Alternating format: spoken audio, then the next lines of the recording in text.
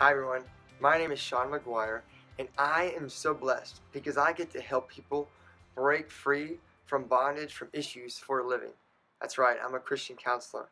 And today I wanted to talk about something that I've seen so many people come to counseling strangled by, but leave completely free. And that's perfectionism. I know for me that perfectionism was a stifling force that kept me from accessing opportunities that God gave me all throughout my life. Now, I didn't language it as perfectionism. I just thought I was afraid to be embarrassed and humiliated in front of people. So I never went in front of crowds. I never spoke.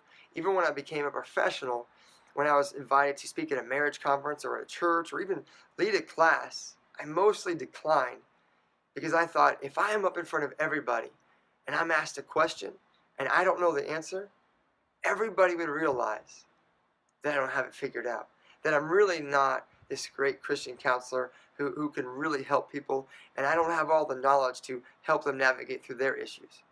Well, looking back, I'd say, duh. There's only one person that did, and his name is Jesus, and that's not me.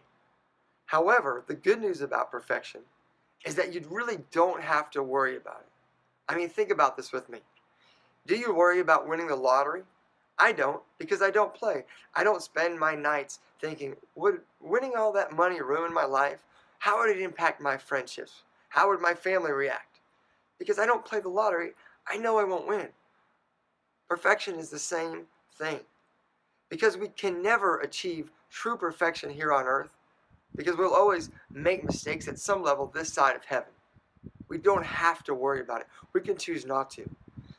You know, for the mom out there who says, I look on Facebook and I see these moms. They're a size 2. They work out every morning. They come home, make their kids breakfast, and then they're off to work. Then they come home, they work a part-time job, make great money, and then they come home and they fix the dinner for their husband and their kids, and they're helping them with their homework.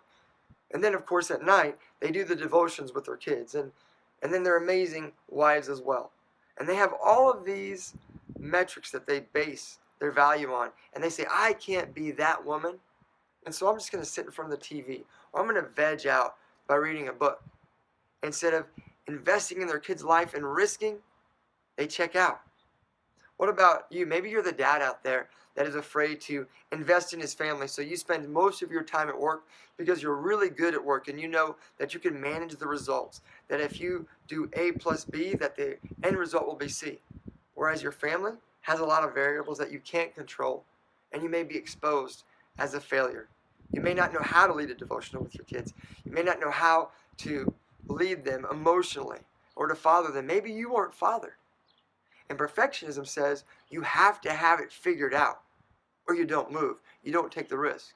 And it begins to paralyze you in some of the most significant areas of opportunity in your life.